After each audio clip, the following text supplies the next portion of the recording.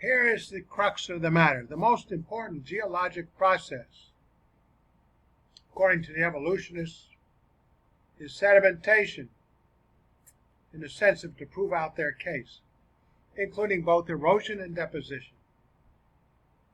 Eroding away, adding back in deposition. The very basis of historical geology, which is fiction, I think, it's not historical at all, is the supposed sequence of the sedimentary rocks, sedimentation, and their contained fossils.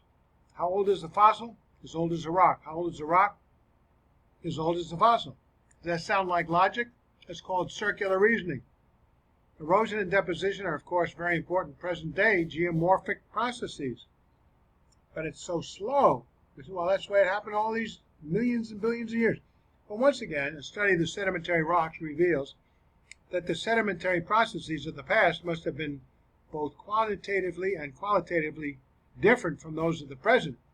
The outstanding erosional feature of the past is the peneplain. The outstanding depositional feature is the geosyncline.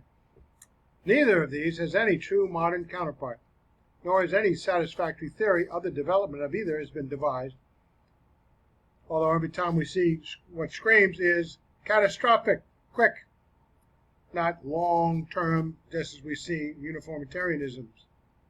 The same is true of most other sedimentary features. Of special significance is the fact that most modern sedimentary environments can rarely, if at all, be identified in the sedimentary rocks. Look at the rocks. We look at what's going on now. There's no relation. This other stuff came quickly. This stuff here is going kind of slow, but we don't see any great changes. Only very rough classifications can be made, such as marine or deltaic, and so on. Fossil deposits are still harder to account for on the basis of uniformity. Some kind of catastrophic condition is nearly always necessary for the burial and preservation of fossils. Present-day processes are forming very few potential fossil deposits. I don't see that fish gradually eating another fish, and weeks go by, months go by, and still, not done yet, not done yet. How did that fish, getting eaten fish, become a fossil? It took 100 million years to eat that fish, and still I was only halfway done. Present-day processes are forming very few potential fossil deposits, and most of these are under conditions of rapid, sudden burial, which are abnormal, according to them. Nothing comparable to the tremendous fossiliferous, there's an I that goes in there, I didn't do my spelling, beds of fish, mammals, reptiles, and so on that are found in many places around the world is being formed today. We don't see anything. No progress. You go back and check a couple of weeks later, a couple of months, a couple of years, dozens of years. And yet it is the fossils which are the basis of so-called historical geology and the supposed geologic timescale.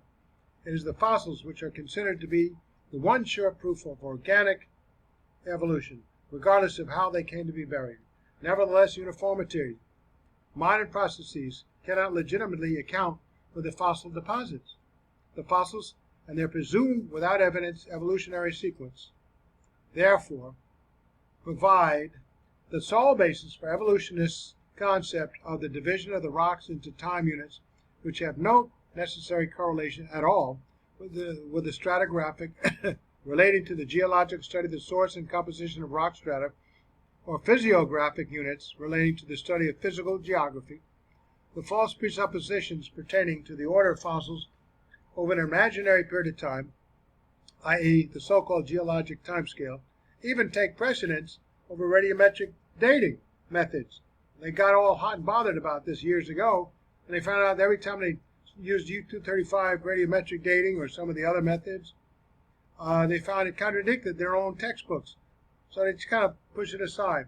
So they even take precedence over radiometric methods, which have been so highly touted but have often contradicted the established geologic timetable. And yet, we have seen that not only must most of the fossiliferous rocks have been deposited under conditions inconsistent with the principle of uniformity, but the strata, as dated by the fossils, are filled with numerous anomalies and contradictions to the point where you'd almost have to reject every time you go looking up these various rock strata that are, oh, we get all excited, let's find a new geologic dig someplace, and then, oh, no, bury this one, we don't like what's so near. One receives the impression from geological textbooks that the strata are essentially harmonious everywhere, with the oldest on the bottom, each stratum succeeded in turn by one representing the next period. Of course, this is not so, and everyone familiar with the facts recognizes that it is not so. The geologic time series is built up by a hypothetical superposition, position in layers, one on top of another, of beds upon each other from all over the world. And you go all over the world, you find more anomalies than things that are supportive of one another. If a pile were to be made by using the greatest thickness of sedimentary beds of each geologic age, it would be at least 100 miles high. It is, of course, impossible to have even a considerable fraction of this at one place. The Grand Canyon of Colorado, for example, is only 1 mile deep, not 100 miles deep. By application of the principle of superposition, lithologic identification, recognition of unconformities in reference to fossil successions, both the thick and the thin masses are correlated with other beds at other sites. So we find something like this over here, we can't find anything, and it's inconsistent. Let's just stop there and find something consistent over there, and every place you go, so many inconsistencies, you have to be hard to find something that supports your point of view. Thus, there is established in detail the stratigraphic succession for all the geologic ages. You just look for something that supports your point of view and ignore everything else, even though everything else is far more voluminous. So, this frank statement makes the methods by which the geologic timescale was built up quite plain. Since we have already noted that lithologic identification is unimportant in establishing the age of a rock, it is clear that the fossil successions constitute the only basis for their arrangement. How old is the rock? As old as the fossil. How old is the fossil? As old as the rock. How do you know? Well, this textbook over here says that, but we can never find that in real life. And thus, this means, in effect, that organic evolution has been implicitly assumed in assigning chronological pigeonholes to particular rock systems and their fossils, regardless of the facts. The geologist utilizes so-called knowledge of organic evolution, as they falsely maintain is preserved in the fossil record, to identify and correlate the lithic geologic rock strata records of ancient time. This succession of fossil organisms as preserved in the rocks is considered as the one convincing proof that evolution has occurred. But even this carefully erected system is found to have numerous contradictions in it. Numerous fossils have been found grossly out of place in the time scale, despite all its self-fulfilling and rationalized safeguards. Furthermore,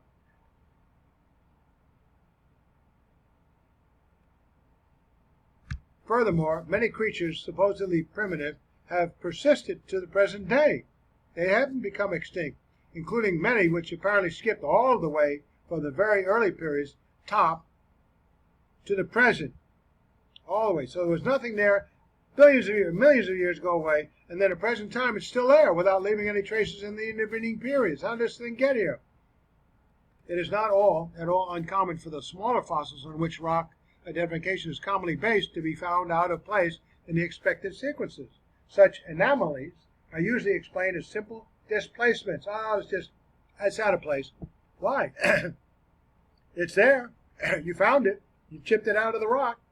Because of their small size, they are easily transported by a variety of geologic and biologic agents and may be displaced either vertically or horizontally from their environments of life or from their place of entombment. Reworking of microfossils has been known for a long time, and although the phenomenon is quite common, it need not impair or deter the widespread use of micro-paleontological data in geological interpretations, provided the nature of the phenomena is recognized and understood. Yeah, by whom? You make it true, and it's you said so, it's true. Well, he's the guy that wrote the textbook. That was by Daniel Day Jones and his displacement of microfossils. They get displacement. You're presuming it's displaced. How about if it's in the right position and you got it figured wrong? See, it's just what's being interpreted means that when fossils are not found in the stratum to which they have been previously assigned by evolutionary theory, it must be assumed that they have somehow been displaced subsequent to their original deposition. The indiscriminating manner in which such agencies of displacement are assumed to act is indicated by the following. Vertical displacement, either from older to younger or from younger to older zones, may also involve environmental mixing. What does that even mean? How do you mix environments? One environment's over there, another environment's over there. Well, they come together. Yeah, you know how they come together? Catastrophic events. And the rock systems themselves are often found in anomalous relations to the field. In the field, it is extremely common to find so-called disconformities, which are those unconformities strata with missing ages, supposedly caused by erosion during those ages, which have parallel bedding between the early and the recent strata with no outward evidence that the two were not deposited successfully. No evidence. Well, they're not in the order we expect them to be, so it's an error. But these anomalies are more or less trivial compared to the numerous cases in which old formations are found resting conformable on young formations. These phenomena, conformal means there's no disruption indicated. These phenomena are found almost everywhere in hilly or mountainous regions. Well, yeah, hilly and mountainous regions, they form quickly, right? And have been attributed to thrust faulting. The concept is that great segments of rock strata have been somehow separated from their roots and made to slide from other adjacent regions, like polar bears do it or something. Subsequent erosion then modifies the transported nap, large massive strata thrust over the other strata, so that the young strata on top are removed. Sounds like kind of violent, catastrophic to me, leaving only the older strata superposed on the stationary young rocks beneath. There are various modifications of this concept, but all are equally difficult to conceive mechanically. Yeah, you go beyond the capacity. I remember one thing, the guy said, this goes beyond the capacity of anything on the earth, that if it was that powerful, it would have blown the earth up. As we have seen, many show little or no actual physical evidence of such tremendous and catastrophic movement. And it's supposed to be tremendous and catastrophic to explain everything when they say, we don't like catastrophic movements, but we'll explain it this way in order to go with our regular uniformitarianism. Wow. Are these guys alcoholic or something? In the light of such frequent flagrant contradictions to the established geologic time sequences, an example of which follows below, in addition to the arbitrary methods and circular reasoning by which the scale itself has been established, and also in addition to the innumerable evidences of catastrophe rather than uniformity, as the basic principle in the deposition and modification of the geologic strata. We don't believe in catastrophism, but we're going to explain all the anomalies by catastrophism. Wow. So the basic principles in the deposition and modification of the geologic strata should be uniformity, but they explain anomalies by catastrophism. The writers feel warranted in contending that the data of geology do not provide valid evidence against the historicity of the universal deluge as recorded in the book of Genesis. It is thus legitimate to attempt a new interpretation of these data which will be in harmony with the biblical account of creation and the flood. These are the proposed geologic timetable, presumed main divisions and evidence of geological time. Just all fiction. Every time we look here, millions. How do they know 200 million years? And every time they get radiometric dating to support this stuff, it doesn't. Anyway, there you go. So you got to remember all these little Silurian, these kids that took geology and then they become geologists to look for oil. They wasted. They figured geology 101 and 102 are a waste of time.